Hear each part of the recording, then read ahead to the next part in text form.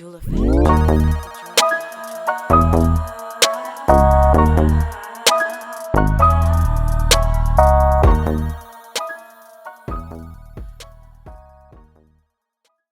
All right, so we're here at Al Dente Pasta and Pizza. It's not even open yet, so we got the exclusive tour, exclusive entry. And I'm here with like one of the best, one of the most talented I'll take it. artists today. For sure.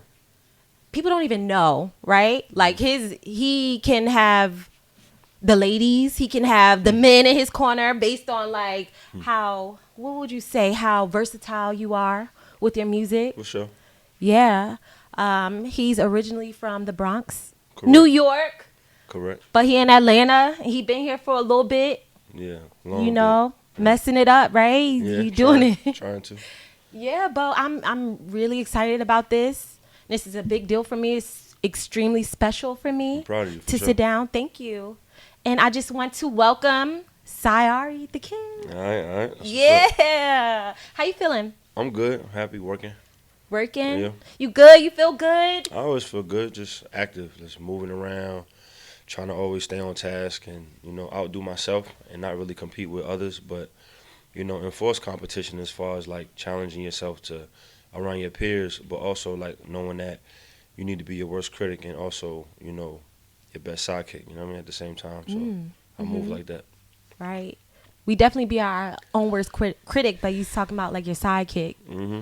Yeah. How can you be like your sidekick? What do you mean by that? Like your biggest fan or like what? Not fan, but like how like you might tell somebody like, yo, say you go to the gym and you might tell somebody like, yo, go to the gym, like you need to work out, and they may be like, I need to work out like that too, and you be like, well, go, and they be like, well, I don't know, I need a workout partner, or I need a trainer. I'm not that nigga. Like, Okay. I'm one of them like, if no one's there, I'm there, and whatever person I gotta talk to, if it's myself, that's what I'm gonna holler at to get it done. So it's like, I never want to be that type of person that would live like that, Right. that needs somebody that. Oh, I'm waiting on my investor. I'm waiting on the manager to come find me. I don't move like that. Like, my shit is literally... You don't wait on anybody but yourself. Nah. Yeah. Because even though I'm from the Bronx, like, my family really from Harlem. So I got a lot of, hustler DNA in me just from that, I think, maybe. And just coming from New York, you know how the pace is. So it's kind of like, you really taught, like, if this, it's somebody hustling on every single block. You know what I mean? It ain't like that in the A. You know what I mean? The A is sweet. It's like I go outside, I'm like, damn, ain't nobody gonna work for 10 block radius? Okay, bet. So it's it keep you humble to that eye. Right. Yeah. Are you talk about like the hustler, like you have a hustler mentality. And it's all not about like moving weight or doing anything like that, but like anything. Anything. A hustler is a hustler. Yeah, like anything. You can sell anything, you could do anything, you can make money off of anything. Right. Yeah, like anything. It ain't just legal, it's everything. Legal or illegal. So let's get into this. So I didn't want to talk about this just yet, but let's go. Let's dive into it. So you're not only an artist, but you're a businessman. For so sure. like what kind of push you in order to, push like all these different businesses that you I just think like trial and error, because I wasn't really raised in a family background of like a lot of like business owned stuff or entrepreneurship. I wasn't really around that a lot like that, but seeing it from afar and hearing it in the music, and then kind of just like, I honestly been hustling since I'll say 6th grade to me, since middle school. Okay. You know what I mean? I was hustling, selling snacks and shit like that. It started like that. You know what I mean? My mom used to go to like Sam's Club and get shit, and I would like take a lot of that stuff and sell it. And then I started to learn how to be an entrepreneur through school, because I didn't like school. I hated school. Really? Yeah, with a passion. So I would only go to school to do that, like just to get a couple dollars. And then I was doing that from 6th grade to 11th grade, so I already knew how to hustle a little bit. In school, like that was your purpose. That was your drive to go to school every single day so you could get money. Yep. So I started doing it like that. And since then, and then just growing older, year by year, learning how to, hustle and work hard, and just learning that you could really make money doing what you want to do, so just having that mindset all the time, and I never let that go, and I took it to the music. I took it to everything that I do, my transportation business. I did it when I was doing clean hustles, when I worked a regular job for a short time, and even when I did dirty hustles, you know what I'm saying, I took it Yeah. there too. So Right. you know, I always was a one man army with my shit like that. I always moved like that. Right. I never wanted to hustle with too many other people either. You know what I mean? I always like to do my shit on my own. On Cause your niggas, own. I always tried it like with a lot of my niggas, but everybody wasn't on the same page.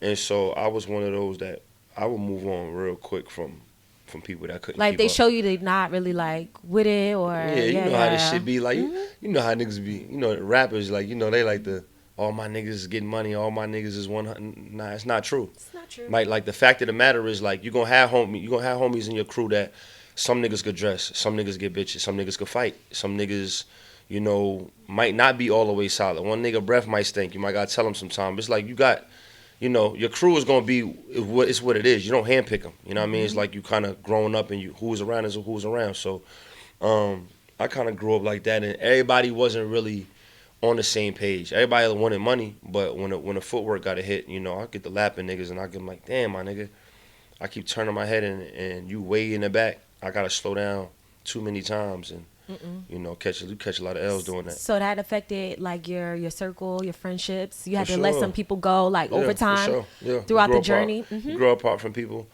and you grow apart from a lot of people. But some people you don't even grow apart from. They don't even grow. You know, people always talking about we grew apart, but it's like a lot of niggas never grow. Yeah. A lot of niggas stay the same age mentally, and I grow. So it ain't even a grow apart. It's just like you're not making no type of move. So then as you get older, you learn how to cut people off, and it doesn't seem as you know how it is when you from the bottom and you from the hood. It's like you always feel like you got to prove to the community instead Yeah. of do for the community. Yeah. You know, so once you get rid of that aspect, which is hard to do, cause you always want to show people that you are gonna come back and show love. You are going, but once you really get around the real solid people that's really doing it, you learn to let that go. You really learn like what giving back and what coming to your community really is. You know. Yeah. So and everybody you know I've been in Atlanta forever, Yeah. but I still go home. Like you met me in the Bronx, Right. You know what I mean. You couldn't drive for shit and park and shit. Hold but, Hold up. But I had you pull up to where I'm I from. could park. All right, I'll be honest. I'm not the Right. best driver. So, Right. okay, but you Right. didn't even give me a chance. So Right. let's say that right Right. there. Right. But I could parallel park my ass off. But you didn't give me a chance. You didn't even see It that. looked like you were struggling. But I'm real with myself, and I Right. real with everybody around me. So no, Right. I'm not the best driver. Right, for But sure. also, did you die? No. Nah, you're right. It was good. Yeah. So Everything was good. yeah, but that's really good. So how did you being a hustler and like transitioning from, you know, being in elementary school up into high school, just going to school strictly to make money? That's like what that was your motivation. How did that translate into your music career? Like when did that start? Cause I started like I probably was like rapping in like shit late middle school maybe. I don't really remember specifically, but my older cousin and my older brother was rapping. They was like big fans of like Wu-Tang and Biggie and Jay-Z and Big L, all that type of shit. And I looked up to them because my parents, they didn't really like hip hop. Like that shit wasn't really accepted. Well, at what that did they time. like? My parents old school, man. So they bumping all the classic The shit. Whispers and the All Delphonics my and the mom Stylists. listened to We were everything. just talking about this yesterday. Yeah, Stevie Wonder, the Mike Jackson, the Prince, everybody, Smokey yeah. Robinson, like everything old school. Nothing where it's like about violence or the streets or cursing and shit like Right. that. Like, Do you know, think that has an effect on your music that you make today, though? what?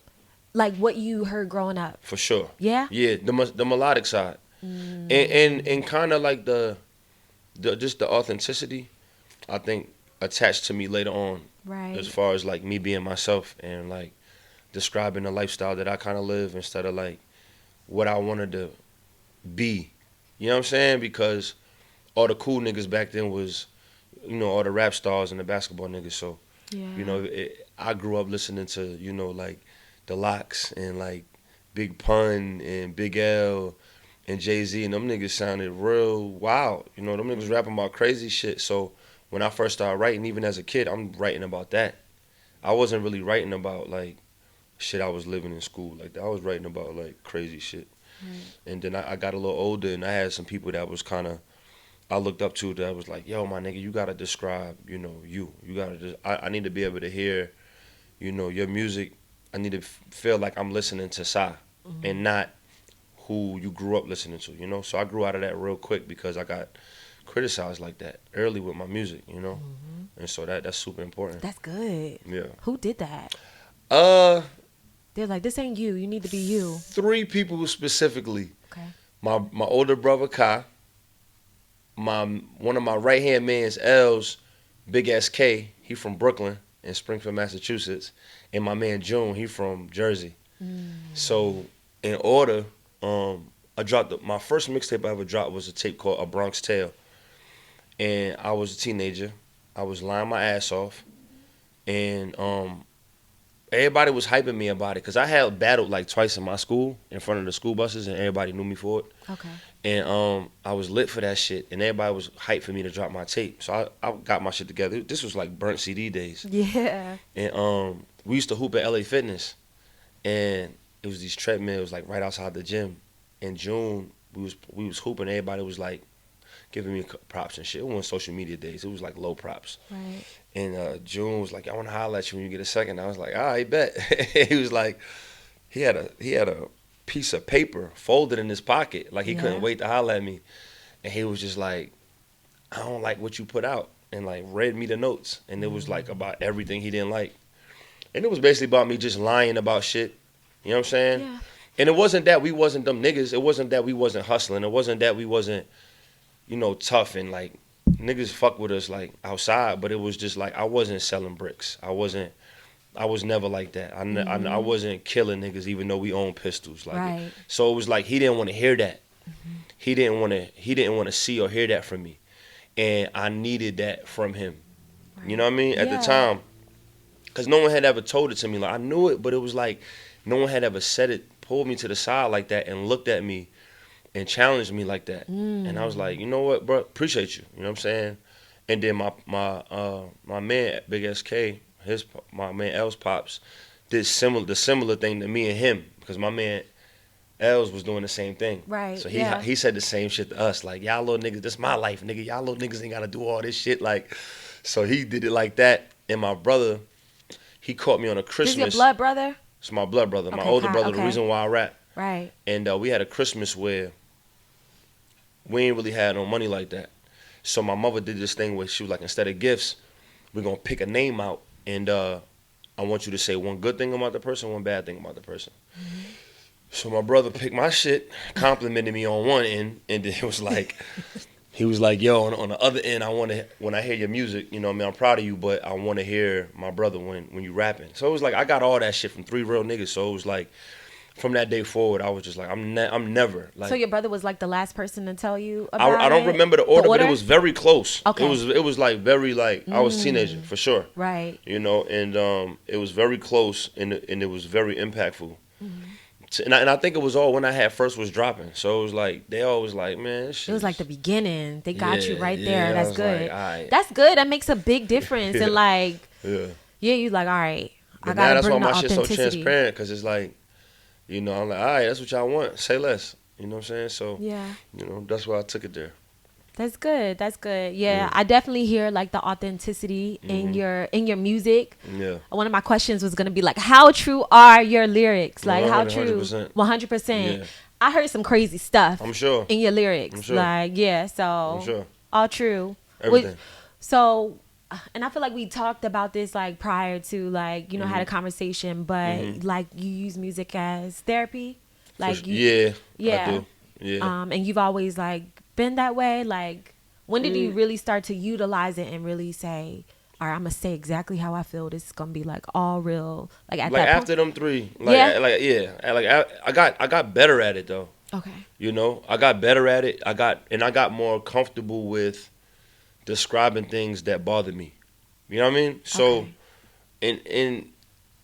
and then learning how to curb certain shit, and you know, and then I got better from teaching it. That's really what it was, because I started doing it as much as I could, and then I had to start. You know, I started writing for people and working with other artists. Right. And I think working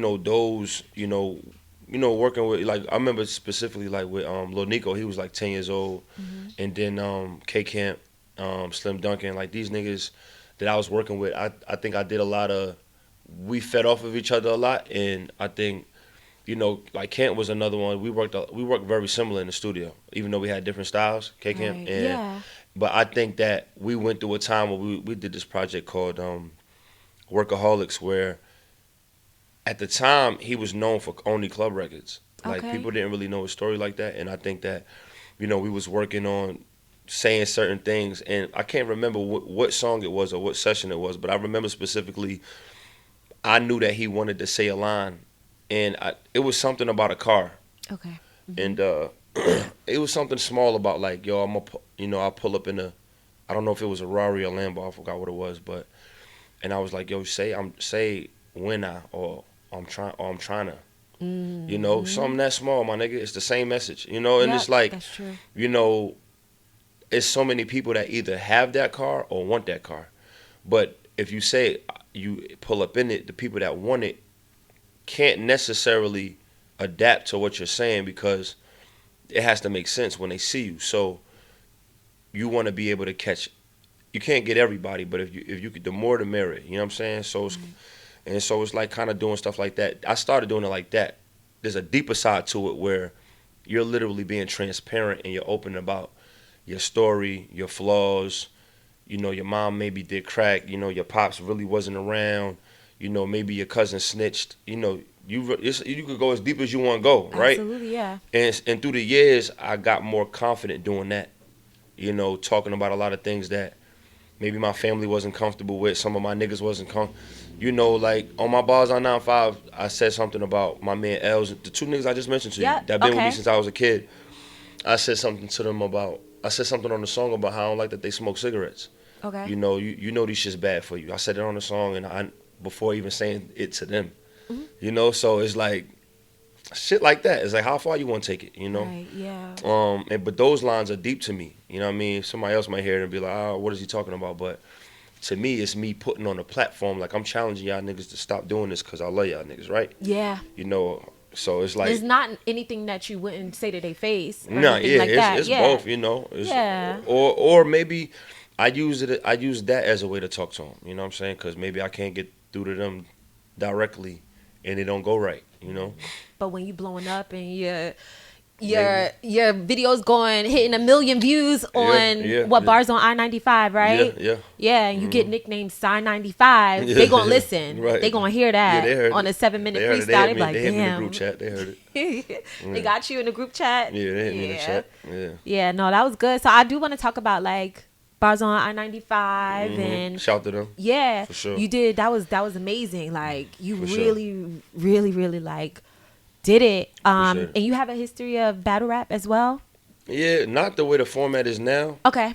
but like the outside way of it. Yeah, I did that shit a lot. Right. Yeah, Right. Yeah. I haven't done none of the Smack DVD battles or nothing like that. I'm a Okay. huge fan of it though. Yeah. Yeah, all of the battle platforms now, I'm a huge fan of that stuff. Right. But I've done like the outside ones though. Like you know, my man is nicer than you on my block and the best nigga from this area and Yeah. we meet like yeah I did that. a Y'all lot. meet and y'all like go Yeah. in Yeah. together. That's really cool. That's how you build it. Mhm. So how do you like cater to all these different audiences, right? Like you make hip hop for everybody, right? But the men love it. Like you see the men posting, you see the men posting clips with like your songs. Yeah. Then you see the women and they looking bad and they like cute and they sexy and they like she Right. knows she bad. That song, like when did that song come out? I did that. 2015? I think I did it in 2014. 14? Okay. Yeah, something like that. Maybe dropped 2015, 2014. I don't remember All specifically. right. It's old as shit. TLC. That Yeah. song is still going. Yeah, it is. Millions of streams. Mm-hmm. That's crazy. How does that feel? It's cool financially, but Okay. I don't really get it. I'm gonna keep it 1,000. Like I don't understand. What do you mean? Like I don't really like when it does it. Like it's been. I think this is like the 4th time it went viral like that. But Okay. like I had no control of it, so I don't really. It's a little frustrating, like as far as repeating it, but it ends up doing it again itself. So I was like, I don't really know. I don't know. Like how? I don't know. Like how does it catch on? I you only know? remember the first time it did it.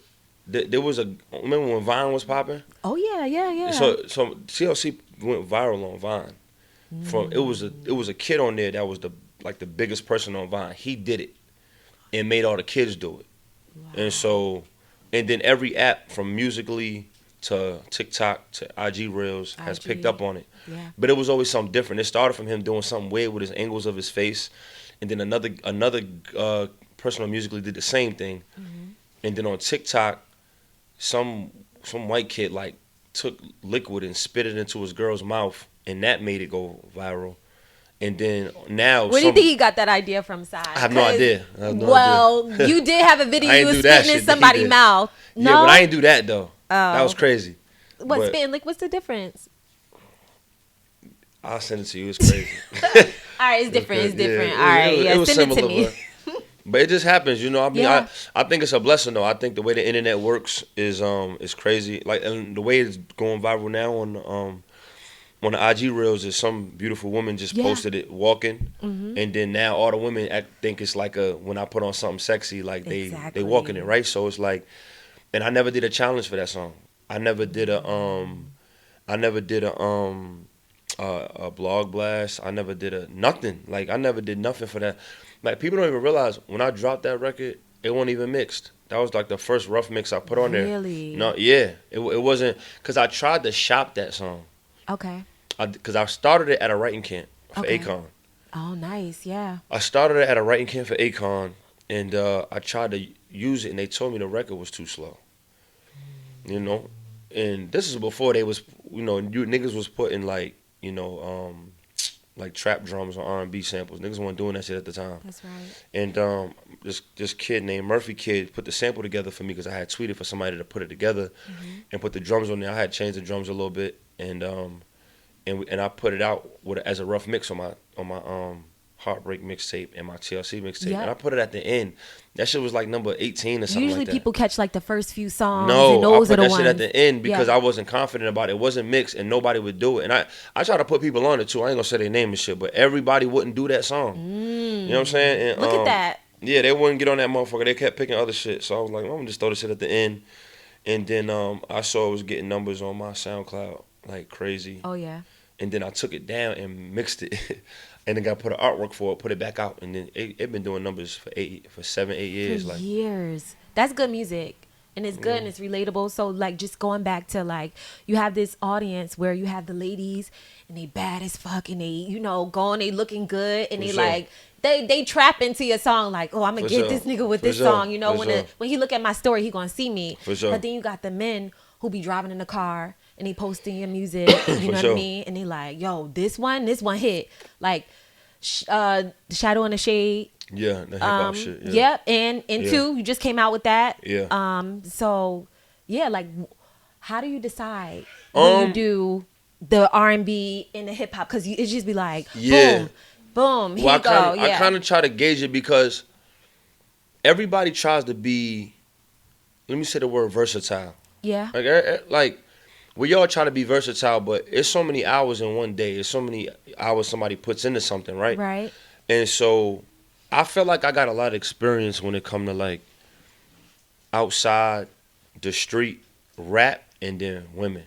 Okay. So it just be like when I attempted, I put a lot of hours into mastering it. Now, I'm naturally a rapper, you know what I'm saying? Mm-hmm. But then the R&B shit I had to really evolve into.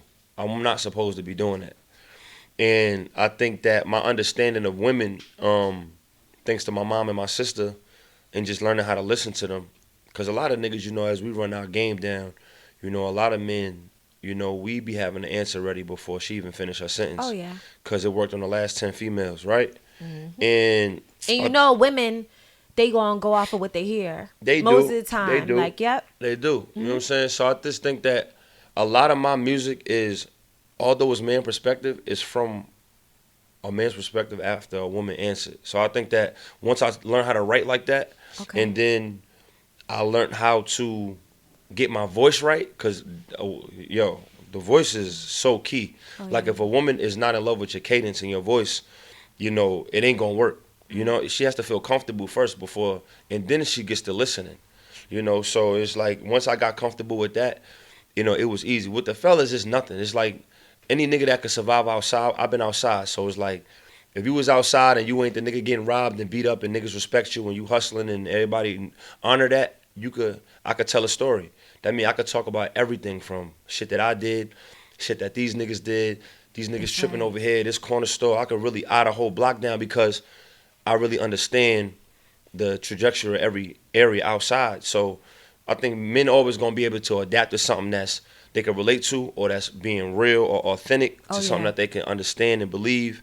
And I try my best to be as authentic as I can. Like, and I've been to a lot of areas too. That's a blessing. Like traveling helps. So when it's like something like on the Shadow and the Shade, like when I did when I did the joint with Freeways. Gosh. Let's say I did the joint with Freeway. Like struggling to struggle. When we did that record, the first thing I did was I was like, yo, Free, I come wherever you at in your city, your hood. Like I talk to niggas like that, like, and I'm gonna be good. Like, you know what I'm saying? Just let me know where it's at. I'm gonna pull up correctly, and wherever you want to shoot, I'm gonna shoot confidently, right? Absolutely. Even though I know I'm going to another nigga city. And it was love. Like when I got there, I checked in with every nigga that I fuck with, and if you see you got, he in there, Lights in there, he had a new upcoming Philly nigga doing this thing. Okay. Meek done stamped him and everything. Gilly pulled up. Gilly pulled up on me Dolo in Philly just to get in the video and show love and bought everybody everything. We walked up the block showing niggas love. Like that's the type of shit I like to do. If you could really walk outside like that and niggas know that you represent like that. And I pulled up in Philly in my Sprinter, like, you know what I'm saying? And it was love. And so I think when you're able to, I do the same. Houston, I pulled up Trade the Truth. We shot a joint out there for him. You know what I mean? Every time I go out there, I only check in with niggas I fuck with. You know what I'm saying? So in every city that I do fuck with niggas, hopefully it's somebody official that you could kind of, So I think that once the people in the street see that, they listen and they believe, and the more and more you're talented and you're showing your gift and you're showing your authenticity, they gonna fuck with that no matter where they from, what hood they from, a suburb. I'm pretty good at depicting that picture. So I think that they understand that. That's good. Yeah. So I want to talk about like your last two projects that you dropped. Well, you have a new single out. Let's talk about PDA. How's that doing? It's doing good. It's doing good. Yeah, we hit like over 10 big playlists. Nice. It's on the front of Apple Music. You stay Music. on the playlist. That's the first time I heard your music was on the playlist. Yeah. So I mean, independent artists, like, make sure that y'all are pitching.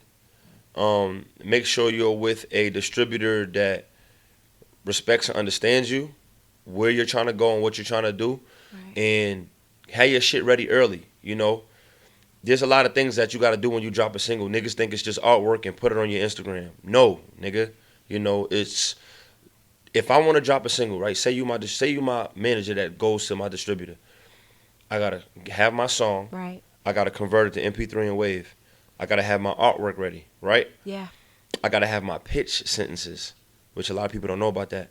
I'm pitching 3 weeks in advance, right? Yeah. And I'm giving you timestamps for you to give me my digital artwork for that I'm gonna post on my reels. So I want, maybe the first 10 seconds to the first 25 seconds of this song to be in a loop in the visual artwork, right? I gotta have all of these things lined up, and that's 3 weeks in advance.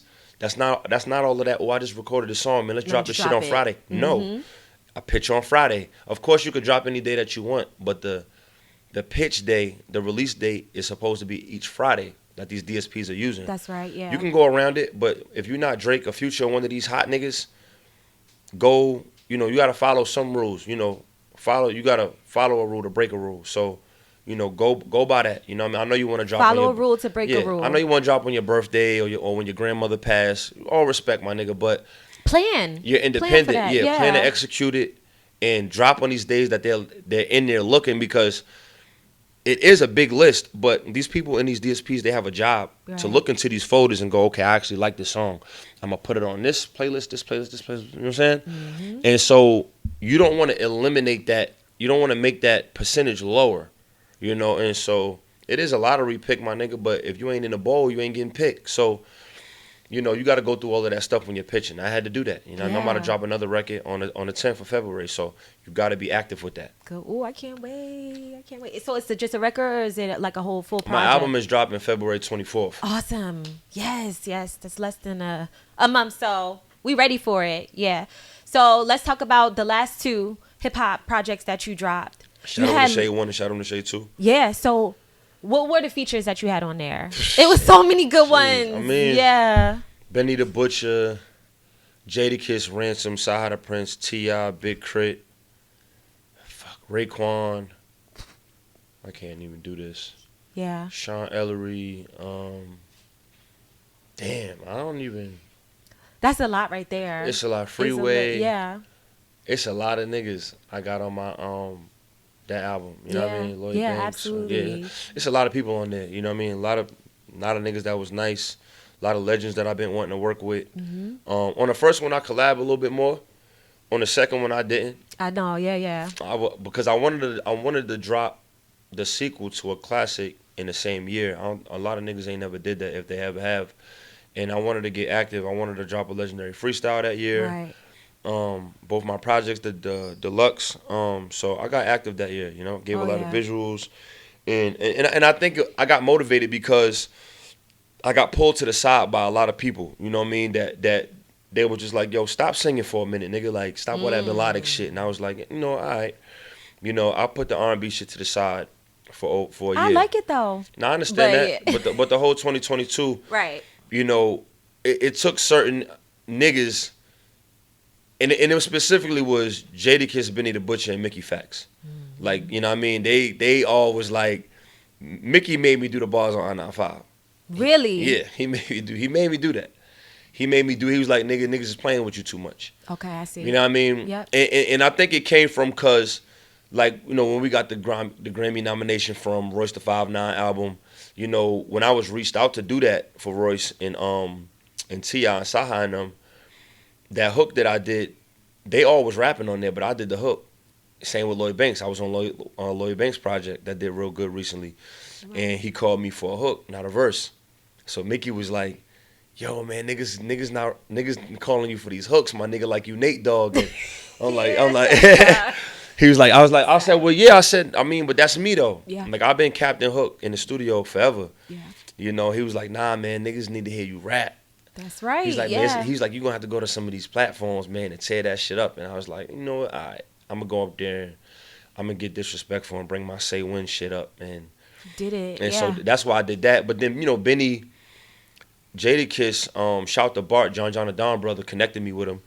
I met him at one of Ruggs clubs out here in the A. And we ended up, you know, we did that record, Unbreakable Promises, me and Jadakiss. Exactly. Well, and I just think the conversation that I had with him, T.I., you know, it was mind-blowing to me because I grew up studying these niggas. You know what I'm saying? Him, Lloyd Banks, T.I., for T.I. to like DM me and be like, yo, nigga, man, I'm familiar with your situation. You know, congrats to getting out of the Cash Money deal. And I'm just like, nigga, what the fuck is you even doing watching me? Absolutely. You know what I mean? Yeah. And it blew my mind, like, to know that somebody that high could even pay attention to something that I'm doing, and I'm not doing the major shit. I'm just doing independent shit in the street, right? Mm-hmm. And like the way that I connected with these niggas, like, these are stories that people need to hear. Like, even like T.I., prime example. I lied to get in the studio with T.I.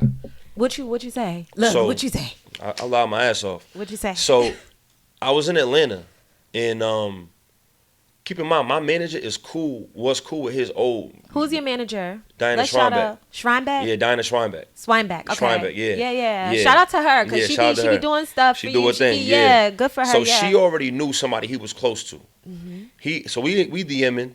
He like, yo, we got to work. You know what I mean? So at the time, I know he be signing artists. So I'm like, I always keep my eye open for shit like that within the industry. A lot of niggas reach out to me. And I always tell people, like, I ain't signing to nobody. Like, there's no price for my shit at all. So You've done that before. But we could get into that, but keep going. Yeah. And so when he reached out, exchanged numbers and shit, and he was like, yo, whenever you in, you know, I got a session coming up. I think it was like a Monday or something. It was like Saturday at the time. I got a session Monday in L.A. I'm going to be here recording. If you here, you know, let's knock the record out. Okay. And I was like, yeah, I'm there. I was like, I'm out here. Yeah. You know what I'm saying? Yeah. I was in the A. I was like, I'm out here. Like, let's get it. And I was like, oh, what lab you going to be at? He told me the lab and everything. And he was like, yeah, we're going to be in here Monday. Because I didn't want him to think that I wasn't within reach. Mm-hmm. So I called Diana, and I'm like, yo, this nigga say they in the lab, you know what I'm saying, Monday. And she was already out there. So I'm like, yo, I'm about to fly out there, man. Yeah. I don't know if this nigga bullshitting, but I've been gassed a lot, but I'm about to just go. Right. You know what I mean? So I booked my shit. And I went, and when I got there, Five Mics was in there. That's my man's. Yeah. And then Jag was in there. He from Cali. We done did mad shit. It was like 4 niggas in the studio I already knew. It was a room full of motherfuckers like this. Like everybody was in there. Yeah. And he was in there just knocking shit out. And so I was like, I pulled up, and I got my room and shit. I ended up going to the lab. So it was real. He was in there. He was in there working. But I got there late. I got there late as hell. So everybody in there. So Tip, when we get in there, he like, yeah, pull your joint up. Even though everybody was waiting on him to do something. And I was like, all right, I got a couple options. So I played him a couple options. And he ended up knocking my shit out right there. Like, recording that shit right in front of me. You know what I'm saying? Yeah. And I never forgot that. And then never said nothing to me about signing me. Like, I was waiting for it. Like, I really was. He never said nothing to me about signing me. Gave me the files. I released it. He reposted it. All that shit. You know what I'm saying? Wow, yeah. Same shit with Jadakiss. Kiss was there. I was asking him to do a record. And Bart was there. You know what I mean? Connected me because he be moving with Kiss. I ended up going to the club. He pulled me to the side like, yo, my nigga, you know, salute to you getting out of your situation, my nigga. You knew all my shit too. And he was like, yo, let's knock the record out. We did the record in like a week, right? Keep in mind, Versus was about to happen. And then what people don't know about the Versus. So this happened before the Versus where the Locks went against. Yeah, right. What? So what niggas don't know about the Versus between Jadakiss and the Locks and Dipset and them is they had a show prior to that, right before that happened in Virginia, in VA. Right. So me and Kiss did this record before the Verses even happened. Wow. Right? So, and then when he did the record, I was on Bart line like, yo, before they even go do all this Versus shit, I want to knock this video out. Like, how can I get this video done? And Kiss was like, yo, we got a concert in like Norfolk or Richmond, one of the VAs. If you could get here, you know what I'm saying? You know, we'll try to knock it out maybe during the concert or like during sound check or something. I didn't really have a guarantee. Okay. That's all I needed to motherfucking hear. Yep. I told my driver, my video mans, and then one nigga that'll hold that thing down, pause. And I said, we about to hit the road. We going to the show. Go. Yeah, nigga. And so I hit Bart and I'm like, yo, let me know what hotel y'all gonna be at because I'm gonna book the room in the same joint. I wanna be in a mix. You know what I'm saying? Let's go, yep. So we hit the Sprinter, rode up there, got my own room and shit. And then we got there early too, because I seen the itinerary. So I got there, I'm in the lobby. We never even went into the room. I'm just waiting outside. I want to see everybody. I want to network. Okay. So we outside, kissing them get there, Dipset get there, Sheik get there, Styles. So I'm outside, kiss the old lady, y'all make it, woo woo. So we about to go. They about to go to sound check. So I'm like, I ain't gonna hop in with y'all, I'm gonna ride my own shit. So we followed them in the Sprinter, parking the bottom. And so I'm waiting to get it. So my man is recording like the sound check and everything. All the shit you seeing in the video is from that show before the Verses. Okay. Keep in mind, Kiss was pointing out during the sound check that they were practicing their songs without the lyrics on it. And that he kept saying that during the Verses. Oh, yeah, that's right. Yeah, that's good because they showed the stamina. They had it. Like they was working on it exactly without the words on the song. That's smart. Yeah. And Dipset wasn't, and it showed. It showed later, and I thought that was so crazy to me. And that's how I ended up getting that video with Kiss. We ended up waiting all day. Yeah. The concert happened. We went out that night. Came back like 4 a.m. in the middle of Virginia, in the middle of the street. He let us shoot the video. And as soon as we shot the video, did that last scene, we booked it back to the A. I never even went into my hotel room. We gave it to some like 4 black girls outside. Yeah. It was like 4 black chicks that was like arguing about their room and shit. We gave them the keys. Did it? Yeah, we never even went into the room. One nigga went in there to shit earlier. Okay. But I never even, we literally went up there it's a true story. Like this is literally, but I'm saying this so that people can understand that sometimes overthinking and over trying to play something safe and wondering if somebody, it don't work like that. Like the hustle and the green light comes from, you have to attack it. You have to trust your instinct and you have to trust that your coins is lined up and you're going to have to trust that your hustle has lined up with your gift and that God is just going to open that door, right? Yep. And even if whether you believe in God or not, you have to just trust that you did well enough amongst other people for this shit to open up for you, right? And every time I do that, I ain't gonna lie, I done stumbled and fall a lot of times doing that. Yeah. But it hadn't really happened last year. A lot of that shit opened up. It opened up, I met a right? lot of that, a lot of solid niggas, and the same with Benny. Benny did my verse because I did a verse with his nigga Young World from Buffalo. Mm-hmm. Buffalo, New York. I did a feature for him. Shout out to Kat from the Bronx. She connected me with Fab too. Fab, She put me in a room with Fab and Benny. Sheesh, and Fab, he This was chick named looking Kat. at your Fab bars is on my 95. nigga. Me and Fab had an yeah. aux battle in Jersey. Wow, True story. that's Yep. awesome. Me and I met Fab. He called me to the studio in Jersey. I played some shit. He played some shit. So that's how I met Fab. That's how we got cool. From Kat, who worked with Benny and them. I did a joint for Benny, and like a year later, he gave me my favor back and knocked my joint out. And then when I did my concert, the Shadow in the Shade concert, Benny pulled up. Off love, called me, was like, he DM'd me, was like, yo, I'm about to pull up to your show, nigga, make sure I'm good in the back. Yeah. I let in 30 niggas. Wow. You know what I mean? Yeah. And then when I did my Shadow in the Shade 2, I booked his man, Ricard. I booked him to open for me at my concert. Wow. Yeah, that's He love. from Buffalo. Yeah. So it's like, you know, this shit all go hand in hand. And those niggas from the bottom, they know I'm the same. Like, they could see it. They could tell, oh, this nigga really from where he from, and he really getting money. Yeah. And he doing it without no CEO and without no big homie. I don't got none of that shit. So when they see it, and they're like, damn, how is this? He must be telling the truth. Yeah. Because they respect and honor that. They understand, like, them niggas that came to and from point A to point B. And I love that I met those type of dudes from T.I., Benny, you know, Jadakiss, you know, Banks. Salute to all them niggas that gave me them opportunities, you know? Right, yeah. Even in, like, your caption, right, you say, I don't know if it's still there, but I'm not an industry nigga, right? Is like, how do you maintain or how do you build these relationships with people that are clearly still in the industry? They move, you know, a certain way.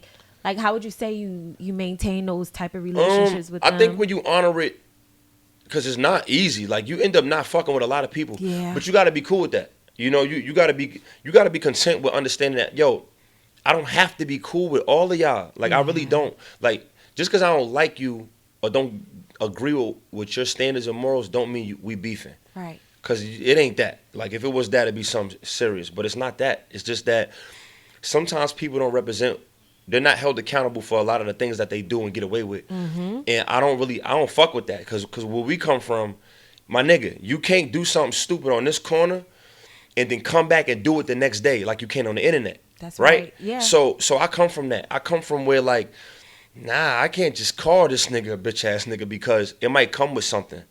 You know? So when you in the industry, when I say I'm not an industry nigga, it comes from, like, a lot of these niggas just simply don't keep their word. It's not solid. It's not 100. I'm not saying you got to be the realest nigga or I'm the realest nigga, but I feel like I keep my word amongst what I say I'm gonna do. That's right. You know, just like if you hit me, Jalen, and you like, yo, I want to do an interview with you. And every time you say that to me, no matter how busy I'm like, yo, just let me know when. Say when. I don't give you no runaround. Right. I never was like, yo, hit my manager and let me check my bitch ass calendar. I don't do you like that. Yeah. I always was like, let me know when. You told me when. Yeah. I didn't make nothing difficult. Say when, say where, say how, and I'm going to get it done because I fuck with you. And if I didn't, I'll spin you. And I just let you know, hey, I'm not really trying to do that because the industry not based off of that. They get away with doing, you know, funny, iffy things. And I don't really like that. You know what I mean? So when I say not an industry nigga, it comes from just seeing people do what they say they going to do and be on. You got to understand, my nigga. Like, I've been through this with all of the big homies and idols. I'm talking about niggas.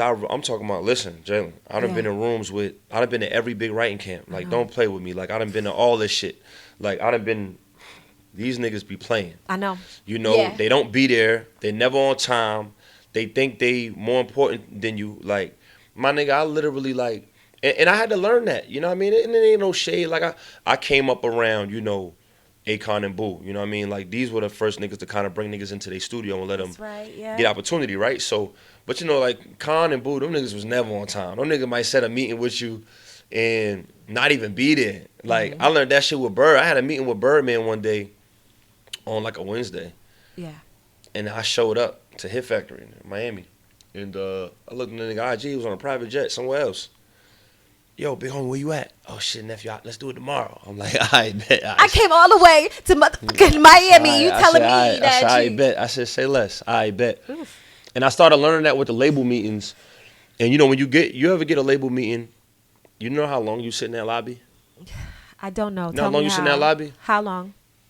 It could be a while. You really could sit in there for, I ain't going to say hours, but damn near an hour. You in there for a minute. Mm-hmm. And you sitting in there being as patient as possible, and they in the back doing jack shit. You know what I mean? So, you know, and you learn that. You start to value your time, and I started learning how to flip my meetings, and I had got taught, stop letting them end the meeting. You end it. As much as you want the opportunity, you end it. You tell them, yo, I gotta go. Like Yep. anything else, I gotta join at 5:30, my nigga. I gotta. They respect that. Like, Oh yeah. unfortunately, that's just what it is.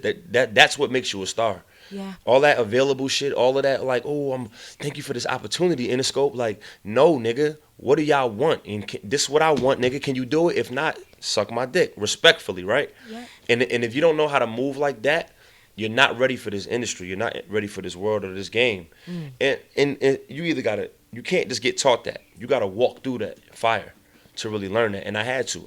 I fucked up a lot of meetings, Yeah. being not saying nervous, but just wanting that shit so bad that it's so corporate and the lights are so bright. You like, damn, I don't really want to bring the Bronx 158th corner store to this. You got to be you though. But you know Right. that now. You don't really think about that up there, because you're looking Yeah. at it like the top. So when you get up there, you know that elevator ride. It's very resemblance of, damn, am I going to the peak of like what I need to be at? Right. Let me not make fuck up. Let me not make a mistake. You ain't really thinking like going there and really do your thing, you know. And so I had to really peep that. Right. Yeah. You know what I mean? I had to really peep that and just understand that, you know, be yourself, you know, be authentic, and just, I ain't with the industry shit, yo. I like shit to be solid. I like people to be held accountable for their word and their actions. And that's just not what the industry is. Yeah. You were signed before. Uh-huh. Yeah. So for the people, because there's going to be people watching that don't know your story, right? Mhm. You were signed to Cash Money Yeah, Cash Money and Universal. in Yep. Universal. Mhm. Okay. And you bought your way out? Yeah. All right. So Mhm. how did that go? Like, what was the, if you could, condense it, Yeah. how was that experience? Because that's a dream. That's a Yeah. dream for like Yeah. an artist to be signed to like a major record label. Yeah. And then you like, oh, hell no, I'm out. Let Yeah. me, So the in and out, to do it in a nutshell, was, so I went through a stage where I wasn't gonna do any deals, right? Because technically, I signed a deal with Boo Vision first. A lot of people don't know that. Okay. With Boo, who manages, Kanye now, Right. Okay. Akon Yep. brother, and it was light back then. It was like $10,000, some shit like that. Yeah. And it was like a little independent little deal, real quick. I got out of that because I had an exit clause, which a lot of artists don't really know that you can and should have, An right? exit clause? Yeah, Okay. which is basically holds the person you signed to accountable for having to hold up to something That's before they right. just hold you and have you sitting for years, right? And so he had a point where if I turned in a single, they had 30 days to release it if we turn it in, and if not, it's a breach of contract and I'm out for the good. That's how I got out of that contract without having to pay anything or go through any type of litigation. So that's how I got out of that contract with Boo. Okay. Then I went through a stretch where I'm like, I ain't really doing that no more. I'm just gonna grind it. TLC hit, all these numbers hit, and I was getting all the calls. I sat with fucking everybody from Uptown to Interscope, Atlantic, 300. Like I probably had 8 to 10 label meetings for Hell real. yeah, I be calling you too. Right. Yeah, I had a lot of meetings. So we taking all the meetings like you should. And at this time, a lot of shit was going on. Like shit was hot. You know what I'm saying? And then keep in mind, my mixtapes was doing their thing at the time. And this is right when I met Timbaland.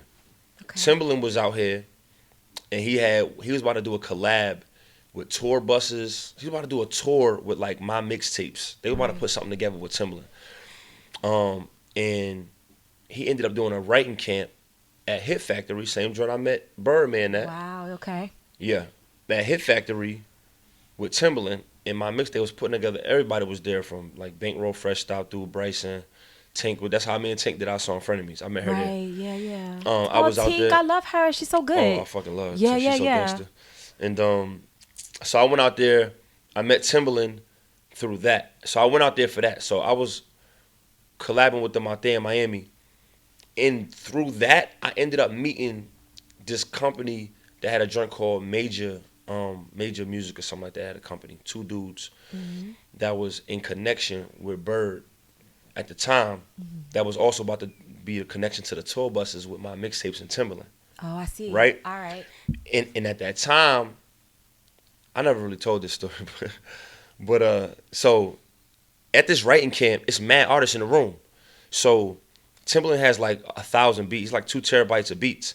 So we in the room, you know, I'm Captain Hook, my nigga. So I'm not in there like no songwriter. I'm an artist. So every beat he throw on, I got a hook for that. Like I go in, boom.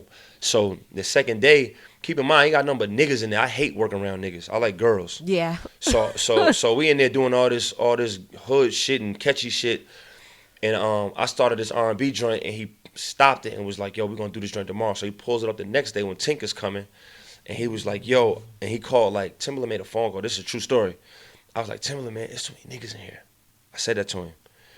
And he picked up his phone. I don't know how he did it. And, like, while I was in there recording, I came outside.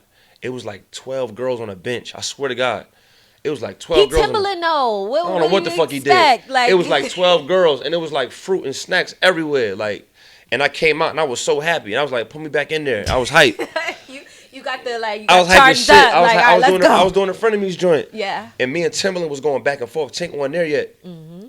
And he was doing his. When you listen to frenemies, it's Timbaland's like all over he's doing all the background vocals on the hook.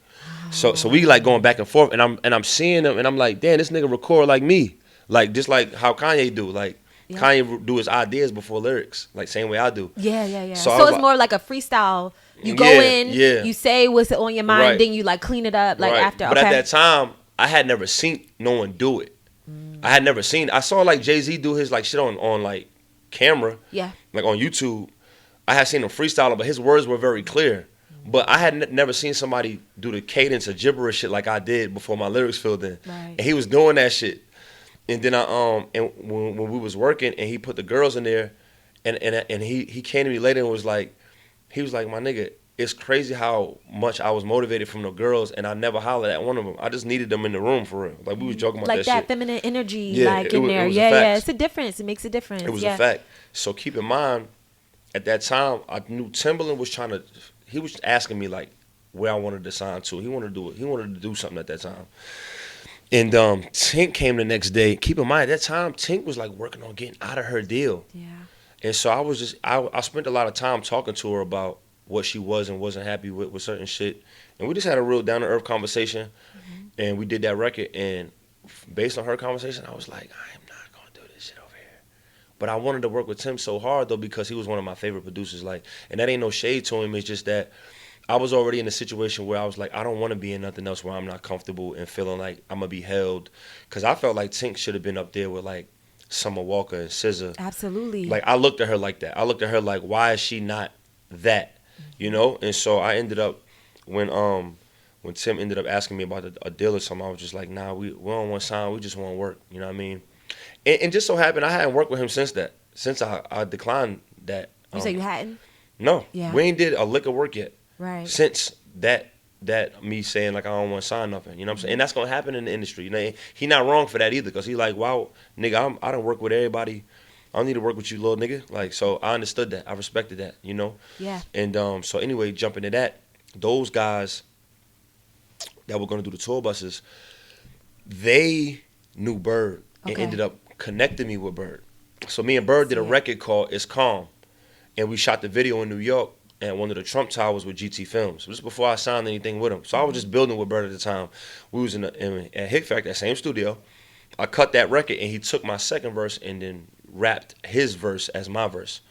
And we ended up doing a record, and he put it out as his record. Y'all want to use the single? I'm like, whatever, big homie, is yours, right? I ain't made no money off the song. Mm-hmm. So I ended up giving him the record. He flew me to New York. We shot it with GT Films, who I ended up working with a lot later anyway.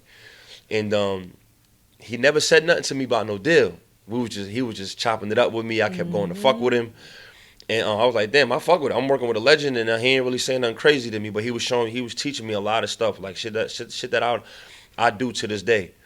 And so I ended up getting on them label meetings, like right in that mix. Right. And so one day on my IG, you know, Bird followed me too. So on my IG, I had posted all the labels I was going to. I was at Def Jam, put my foot on the table. You know they're going to be watching. Yeah, they're always watching, yeah. So I put a caption with all the labels swiping, and I said something crazy in the caption. And right when I posted that shit, he called me and was like, nephew, what you working on? I was like, shit, man, just sitting with all these labels and shit. He was like, what you asking for? And I was like, man, shit. I was like, I don't really know. And I was like, man, I'm working on this. Honestly, bro, to be honest, like, I'm about to do this joint with Def Jam, but I told them that I wanted my two producers to get a pub deal here, and they told me no, Okay. because they did. Yep. I told them that if I do a deal with y'all, but they didn't want to do heavy on it in advance, and they didn't want to give my producers a deal. They was like, well, and I ain't like that. I was like, why would you not want to sign up main producers that Be a I'm gonna work part with? of, Y'all must think yeah. that y'all gonna give me beats, and I don't work like that. So we ended up not doing that, and Bird was like, yo, have your lawyer put on paper what you want, and I give it to you. So I was like, oh, I bet. So I went to my man's, and I already had two producers. And I was like, fuck it, I'm gonna get four. I was like, I'm gonna do four, let them all get like, I wanted them all to get like 50 grand, because keep in mind, I could have kept all that bread. I could have gave them like a small Oh yeah. amount, you know what I'm saying? Yeah. And so I was like, bet, I'm gonna write down the amount that I want, and I'm gonna write down the amount that I want for four producers. I'm gonna put it on paper, and let's see what he say. Yep. And I just thought of the biggest numbers I could for everybody. I put that shit on the paper, and that nigga was like, bet. And I was like, yo, this is what I I would be want. like, damn, I should have asked for more. Like, what the? I ain't really think of it like that. I Because you got to think, though, at that time, I went to him with bread. Oh, that's true. Yeah, Like, yeah. You're right. You're right. You understand yeah. what I'm saying? That makes sense. Like, when I met Bird, I was in my I-8, and my shit was chrome. I was already, right. I was okay. looking like that nigga out there. So when he seen that, he already knew I moved a certain way. I already had my Sprint, I already had my I-8. So he already knew I wasn't going in there looking for, it wasn't about the money. Yeah. I told him specifically, I said, yo, I want platform, bro. I want opportunity. Just put me in a room with these niggas. Like, I don't really give a fuck. You know what I mean? So we did the deal, and everything was cool right in the beginning, right? Everything was going cool. I was anxious. Now, keep in mind, Money Man, a rapper, Yeah. was my man before he did his deal with Birdman. Okay. Money Man met Bird in the room with me. He was on the way because the people that was managing, that was doing shit with my mixtapes, they all knew him too. So they was bringing him over as well. Right? So this is a true story. I'm sitting like this, like Bird right here. Yeah. I'm right here. Money Man standing right here. Keep in mind, me and Money Man already bros. We already fam. Because when he was Money J, we used to do songs way back in the day. So as he listening to Money, but I'm wanting Money Man to come over so bad, because Money Man another nigga like me. He already getting money. He not really tripping. Yeah. So Bird texts me like, nephew, what you, like, you fuck with him? And I was like, yes, my nigga, like, you don't understand. The shit he rapping, he dead ass. You know what I'm saying? Like, Oh, yeah. and he hard too, and he really could rap. Like, he really could do his shit. And Bird loved Money Man too. Like, they ended up actually, when they signed him, they put him before me. His single dropped before I did. And I wasn't even tripping for real. Like, Money Man was a club artist to me, you know what I mean, at the time. So he needed that. He needed that push like that. So, but I wasn't gonna do no hating shit. Like, nah, I don't really fuck with it. Like, nah, nigga, this nigga hard. Like, this nigga fire.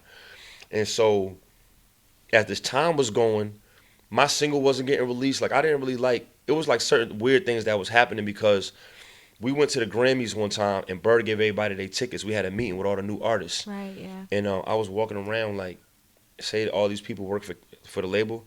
I was getting everybody information. And I was like giving my phone, like, yo, what's your IG? Woo, woo. The marketing director, the A&R, whoever. That's right.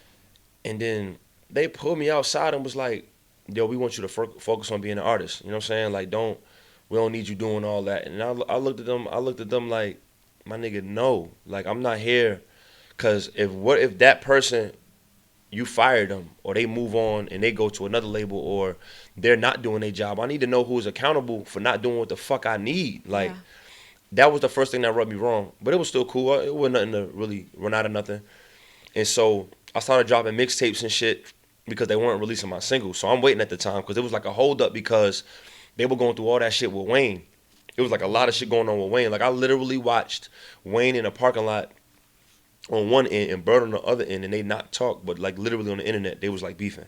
But they was literally in the same parking lot. It was blowing my fucking mind. Yeah, that's what I'm saying. Like, it was blowing my even mind. You being in the midst of all of that, you're like, what? I didn't really like that, cause where I'm from, and where they from as well, I'm like, yo, if it's really like that, yo, man, he right here. Like, either we fix it or we take it there, and it wasn't that. So I was confused.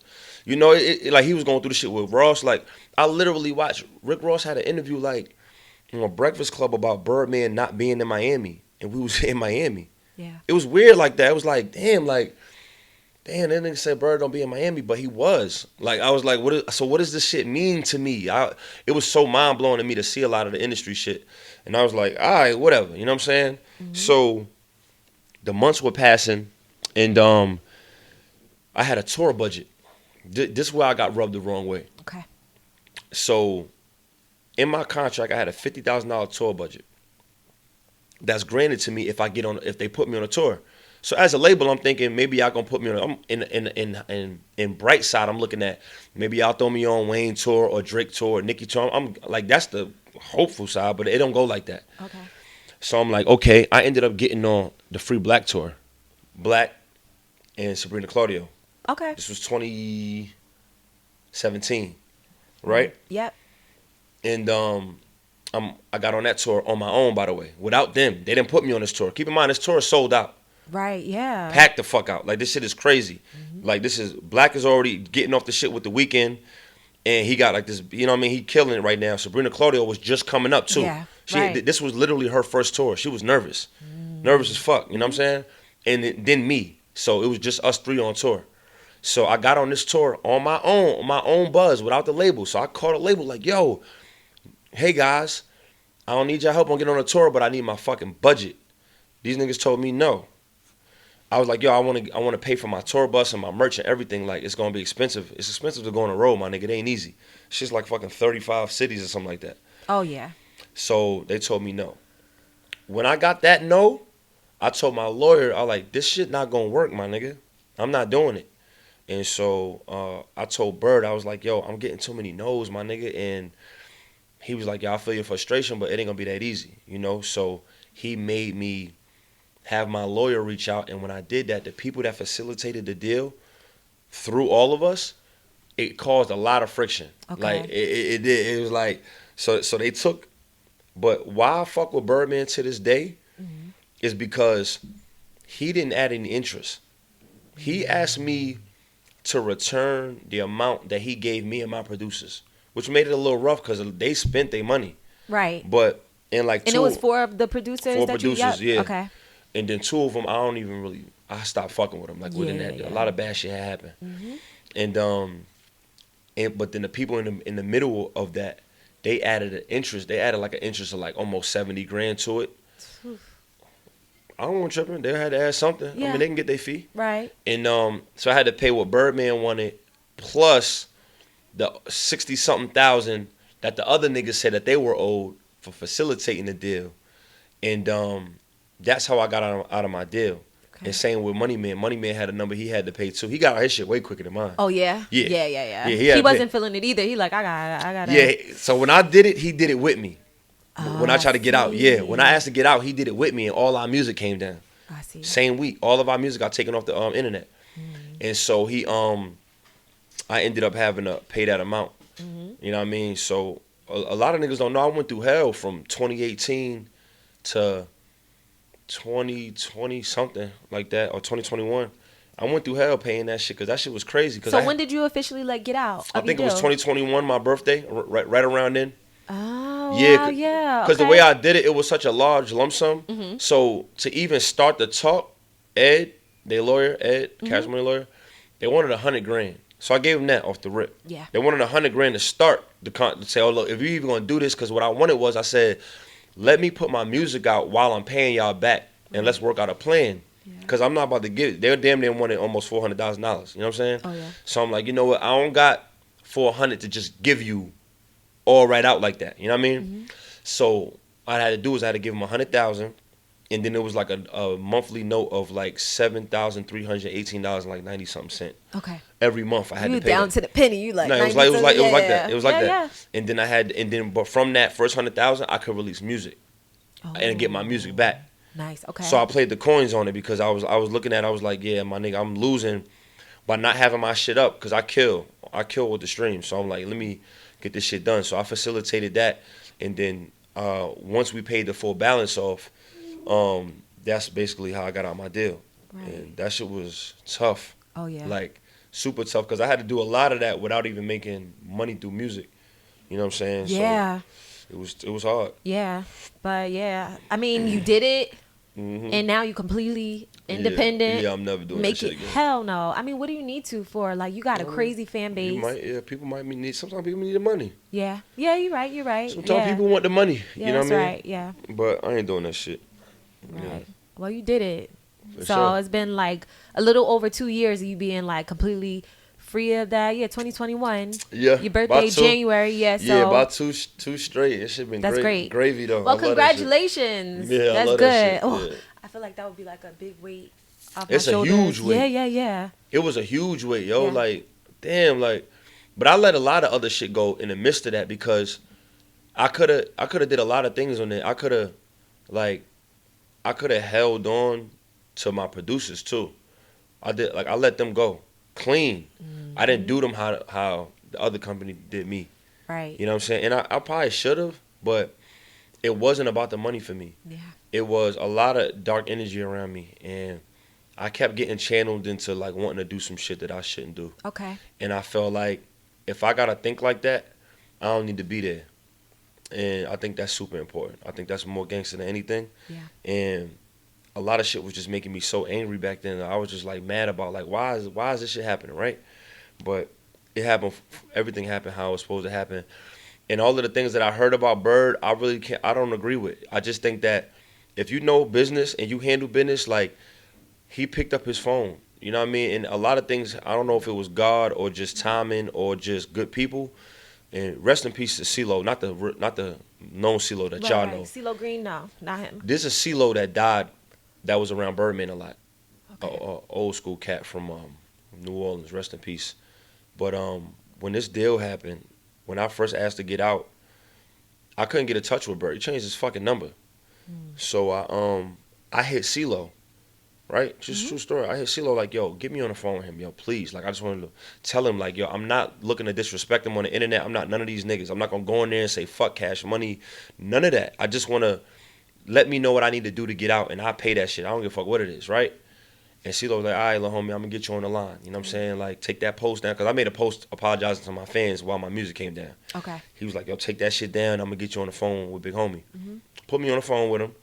And Bird got on, as soon as the lawyers agreed, tell me why CeeLo passed away in Las Vegas, had a heart attack. What? Swear to God, bro. Shit was crazy. Look it up. It's crazy. That's wild. Yep, Just the timing of all of that. He That's died, wasn't even that old either. Died, had a heart attack or some shit. Like, died, like, right after he looked out for me. Like, you know what I'm saying? So I always, you know, pay him that respect for that because he went out his way to make that happen for me and made no dollar from it. Right. Just knew I was real though. Yep. He knew I was talented, and he knew that the time he spent around me with that little nigga official, man. That little nigga keep his niggas with him, and he feed everybody around him, and he's solid. He knew that about me. Yep. So he picked up that phone for me and called Bird for me and made that shit happen when he didn't have to. So I always, you know, respect that. Yeah. That's good. I'm humble to Sometimes that. things happen. They be like, that was the reason. Maybe that's the reason I was with you. I and can't never but put that shit together, but It I always just sometimes look at it doesn't make like sense. I do the same for others. Like, you know what I'm saying? Like I go that route for motherfuckers. Like That's when I right. need to for the kids, for my kids, for the youth, homeless, like whatever. Like I always take that route. So, you know, if it gotta go like that, then whatever. Yeah. You know? Yeah. So you just said kids. You got kids. Yeah, I got two. Yeah, you got Yeah. boy and a girl, little Yeah. beautiful girl, and you are a single dad. And I know Yeah. you talked about this like openly. Yeah. But how is that? We usually hear like single moms and things like that, but you are a single dad. You have full custody of your son, right? So how is it to balance being a full-time business owner, artist, all that, doing tours, shows, making music, Yeah. pushing out project after project after project and still being a dad? Like even getting to know you and be around you, like I saw you coaching your son's basketball team Yeah. of like, you know, a group of boys, you know, Right. and being a mentor and like talking to them. Like, so how is that to like juggle all of that? I just think that like my dad gave me some good advice when I first had my son, and you know my mom had a lot of advice, which was kind of too much. Okay. But my dad broke it down to me like, he's like, yeah, I ain't your mom. I ain't gonna tell you all this shit and all that shit. But, you know, he didn't say Right. shit. But, you know, he was, I ain't gonna tell you too much. But take it one day at a time, right? So whatever you do, put your children first, then do you. And I just think that him telling me how to parent like that is really how I parent. Like, and I do that on a day-to-day basis. You know what I'm saying? So that dumbs it a little bit down for me because let's say like today, for instance, like I kept my day simple. I woke up, my son had a game, they canceled it. Okay. Then he had a scrimmage or a practice from 10:30 to 1. So I got up, took his ass there. That's the first thing I did. Took him there. He got out. They came back. He wanted to go to this overtime shit where they have a lot of games playing with his friends. So he went with one of his friends. I got that shit organized, and I had the interview at 5. So I said I would have went with y'all, but I can't. I'll meet y'all after. And so I'm going to meet him after I leave here with you. So it's like little shit like that. Right. And it's just like doing everything a day at a time, making sure that my kid has what he has lined up. Now, it also, I tell people, you know, it's levels to life and it's levels to understanding success. And so I made a lot of decisions. And with me being so anti-industry, it makes it easier for me to say, miss out on the tour because my son has an AAU tournament coming up, right? I could give a fuck about this music shit like that. So it's like, I'm okay with missing out on money or some things that I feel like is more industry prone because I understand that I'm really working on building my village and the legacy of my family and my children. And that comes first. So it's not, I don't look at it like a balance. I look at it like if I could hustle in advance and spend more time on my day to get my children right, then I got enough leg room and head start to sprint for my goals and my hustle and my music. So it don't really feel like I'm trying to balance it.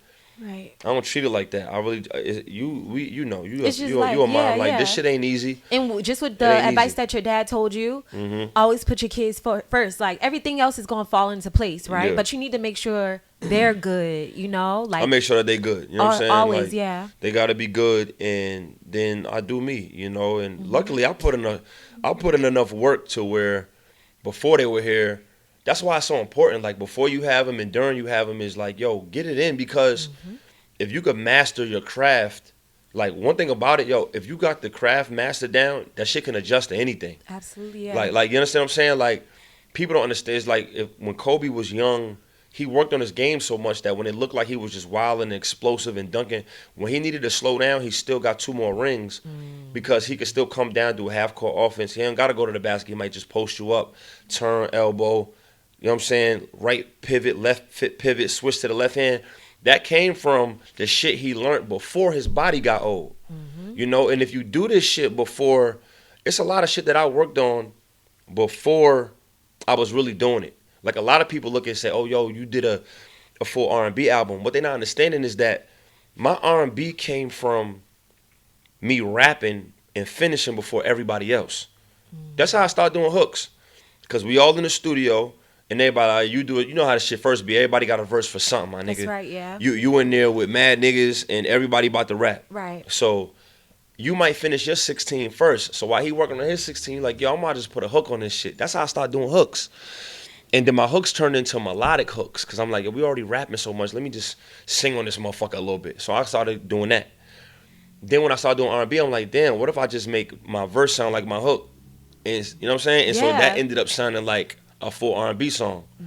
And every hip hop project I was doing, I always had like 1 or 2 girl songs. So I was like, damn, what if I did like a whole R&B project that sounded like just this girl song? Ooh. Which is how I started. Yeah. So, and that came from the early repetitions of me trying to do hooks.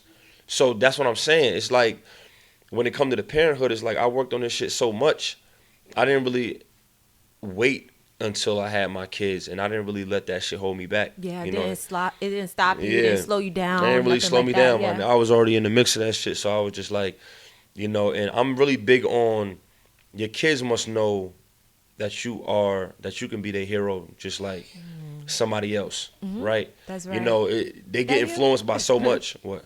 Nah, I just heard something. Oh, they influenced by so much through that phone. It's just that. But one thing I do love, my kids think I'm very, very cool, Yeah. and that's super important to me. That you know, them and their friends look at some of the things that I do and I'm around is Right. cool, Yeah. and I could do some things around that. They don't always have to feel like, all right, I gotta go look at that whole A Bronx Tale. You ever seen A Bronx Tale? Yeah. And it was the scene where Robert De Niro's son wanted to go work with Sonny so bad because his dad worked a regular job.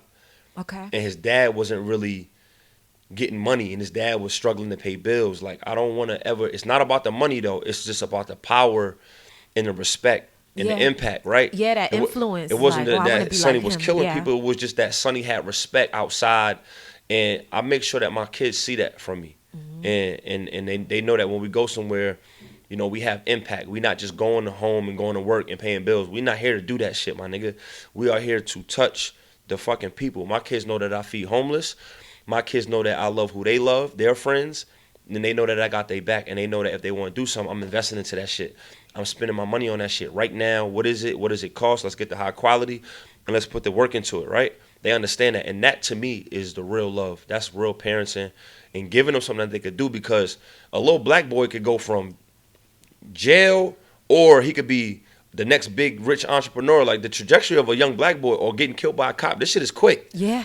You got to give them something to do. You got to give them something to believe in. That's right. And you got to give them confidence, because if they don't have that shit, man, they get to getting bored and doing some nut ass shit, and you know how this shit goes. Same with the girls. Yeah. You know, and that ain't no shade to all the vixens and the girls that do, the Amber Roses, and I don't know what the fuck they do, but I want people to know what they're good at. Absolutely, and their gift, and execute that shit. You know what I mean? And that's what I try to put into the kids.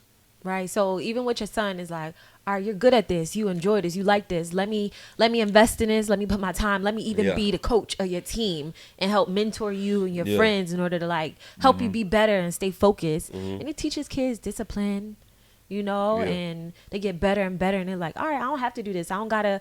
Oh, I'm bored. Let me go do this. And they end up doing something stupid. You know what I mean? Still might do some stupid shit. Always, right? But you also know, I can't do this because I gotta wake up early in the morning to go to that game on Saturday or Sunday. Or I can't do this because I got practice until 5. So I ain't gonna be able to meet up with this type of person. No cap. The more my son did, the more games and better he got. Yeah.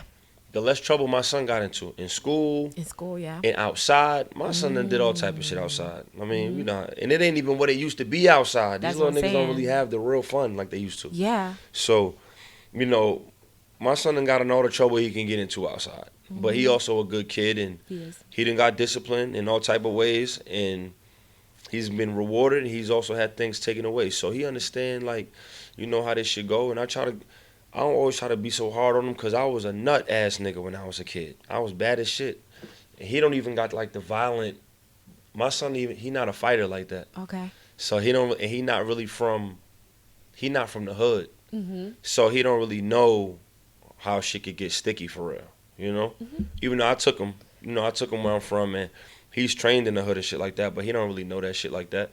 So he got to understand. Yeah. And I think he does. I think he appreciates it. My son work hard though. Like, he know what hard work does. Yeah. Yeah, I see that for sure. So when you going on tour?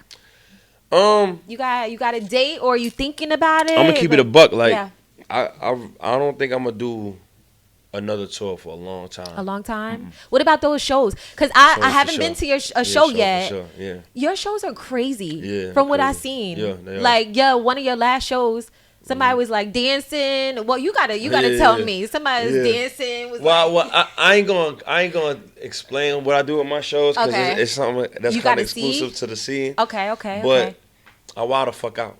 Really? Yeah. So, but yeah, I'm gonna be doing concerts like in certain cities. I'm gonna expand it a little bit more than I've been doing. But as far as like me being gone for my kids for 30 days, I just can't do it. Oh, that's a lot. Yeah, I'm not doing that shit right now. I want my son to get a little older. Okay. And his schedule is too hectic, and I need to be there. You know what I'm saying? And so right now I'm just not touring. I'm just doing certain shows. But the shows is, like I said, I like to do something at my shows is kind of, but like I said, my last 2 joints I did in the A, I did it when I say independent, I mean independent all the way. Like, I'm talking about, like, I booked my own venue. I booked my own opening acts. I handled everything. I was my own. Me and my man Sherb damn near ran the whole thing. My road manager. So, and I did the whole showcase. Like, I go, very hands on with the people. Like the first, even down to like the host. He played a big role in like your career. I booked the host, DJ, everything. Like, I booked everything. The drummer, the band. So wow. We go all the way down to that. And like on the first one, I did something real humble where I opened the backstage like to everybody. So like you could like walk all the way through the back Wow. and we ain't had no security there. Like, it was that much love. Like, it was like see. packed out too. Like, it was everybody walking backstage, like drinking the liquor. The Hennessy was gone in 2 seconds. Like, You know it. so I did that, and Yeah. then on the last one I just did, I closed the backstage and I made the front stage backstage, and I stood out front the whole time. So I did some dope shit. Like, I like doing shit like that. Like, and I stayed until I talked to everybody. Like, I don't leave until I talk to everybody. You know what I'm saying? And I learned how impactful that was from the tours that I went on. Even on the Black tour, which didn't really go well for me. Like, it was dope as far as the crowds, but no one connected on that tour. It was a lot of bad energy, Yeah. and a lot of business that went left. But like, my favorite tour I ever went on was with Eric Bellinger. Like, that was Oh, he's so talented. yeah. Yeah, But, you did work with him before? of course. Yeah, yeah. Super gifted. Yeah. But besides the talent, Eric is one of the best people, like, in the industry as far as, like, good people. You know what I mean? Like, I ain't never really been around no shit. Like, if I ever went on a tour with somebody, it would have to be a nigga like him. It would have to be a nigga like him. You know, and the things you hear on these tours, with a lot of these lead artists, man, these motherfuckers, this shit terrible, Jalen. Like, Yeah. they don't even be talking to the open acts. Like I'm I've talking heard about, like, literally will show up, not even come out and see how they doing, check their show out, talk to them, say, yo, appreciate y'all. Do y'all need a boost? Want me to post y'all on my story? Let the fans know they can meet y'all at this after. They don't do none of that shit. Right. And I guess that they keep it exclusive like that, but I don't fuck with it. Yeah. But Eric wasn't like that. Like, Eric, even though I came on right before Eric was the headliner, and I came on, and his shit was sold out too. There was 2 other acts before us. That nigga just gave a big green light for a lot of shit that he didn't have to. You know what I'm saying? And I fuck with him for life for that. And I love the way he treated his team, the way that they moved, the way they prayed. He honestly was like that nigga, he was real faithful too. That was mind blowing to me. Oh, that's Yeah. good. Yeah, I like that. I respect that shit though, cause Oh, that yeah. shit tough. Oh yeah. That nigga wasn't on them bitches on tour, man. He got a Literally, good every woman. city you go, some woman gonna be. Oh, it's they- spicy. yeah. You know, our Oh, tour yeah. was all girls. Yeah. You know what I mean? So, nah, that nigga wasn't. It was just dope to see. Even when girls was backstage, he would show the love, but it wasn't that love. It was like, I'll take this picture, Yeah. smile with you, hug, bye. Like, Keep it and moving. I thought that was fire though. You know what I mean? Because a lot of niggas ain't on that. You know what I mean? And then he brought his queen out on stage one time. I just thought it was, because you see a lot of this shit be fake. A lot of these relationships on the internet be fake. I think their shit really give me black love for real. Okay, Like, I get that vibe from yeah. them. So I want to give a big shout out to, as much as we diss the niggas that is industry niggas, we got to give flowers to the niggas that's good people, authentic. You know what I mean? Like, I had a 20-minute set time. They never clocked me. Niggas let me rock. I'm talking about, I'm the only nigga on there wilding too. I'm jumping in the crowd. I'm mosh pit on my set. Everybody know that. I mosh pit. I do a rap. I added an extra 5 minutes because I get ratchet after. You get ratchet. I bring the girls I saw you on stage. holding some You know girl that. ponytail. Yeah, I pulled the and girl her leg was ponytail. like, Yeah, I held you it. pulled her ponytail off. Well, it was hers. It was hers. It Oh, stayed okay. on, So it was yeah. like a little bun. I checked to see if it was real though. You be doing that. Yeah, sure. You the type to put your fingers through somebody's head. I checked the root. Yeah. Yeah. So Yeah, that's okay. they let me do all that shit on the tour, so Right. I love that. Yeah, that's Yeah. so cool. That's so cool.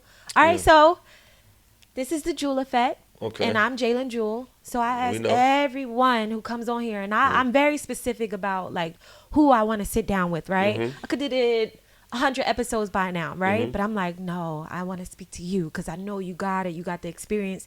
You got the success. You got the knowledge and the wisdom. So I want to sit down with those people, and I want to learn. And I know it's gonna be people that's gonna see this, and they're gonna want to, hear you. So I want you to drop a jewel for people that are unsigned or pursuing music, independent, even thinking about signing a deal. Might need the money, but drop a jewel for them. Drop a jewel for them. I think one of the important jewels that I understood was take risks and understand the art of taking risks, right? And one of those is, and I'm not telling people that not to think, because we are overthinkers, right? But there's a saying that overthinking is a gift only if you make a decision, right? So don't let your mind loop and lap so much to where you're playing it so safe that you never dive into that pit, right? You must take a risk and break rules as much as you can and as much as possible in order to get there. So sometimes, as soon as you have a thought of you thinking that something won't go this way or maybe you shouldn't, you're not ready. You have to go. You have to take your risk.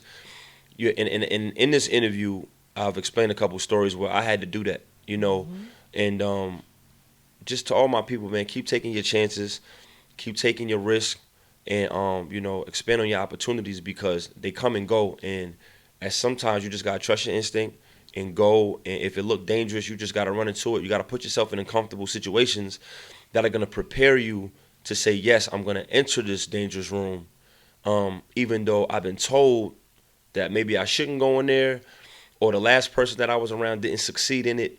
You just can't base your story off that.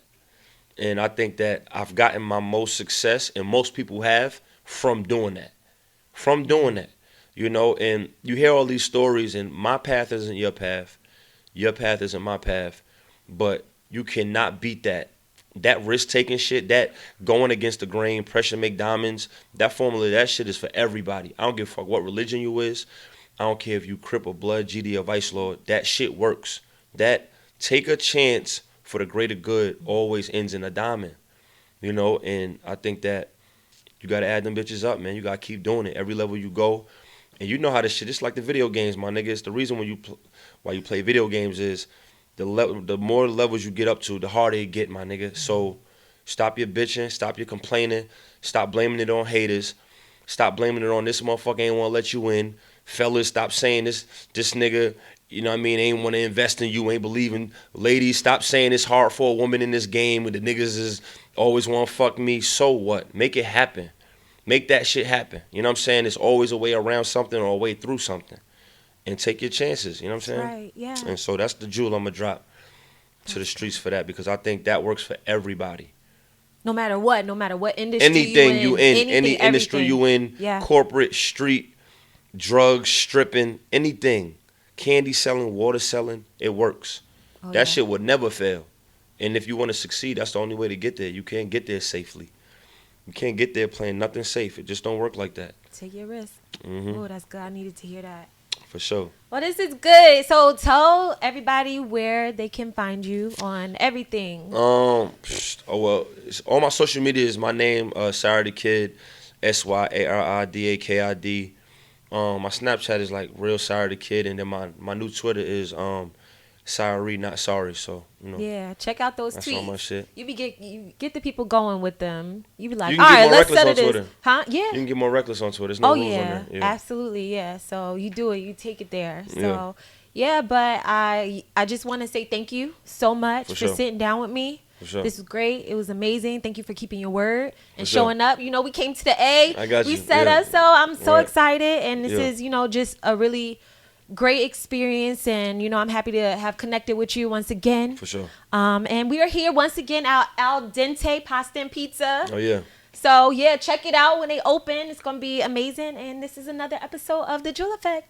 Let's get it. We out. Thanks, Sy. Let's get it. I got you. Peace.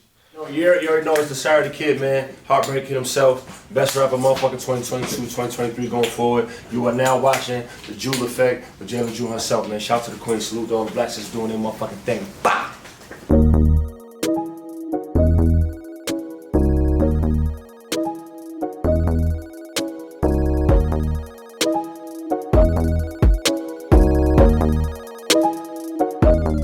The Jewel Effect.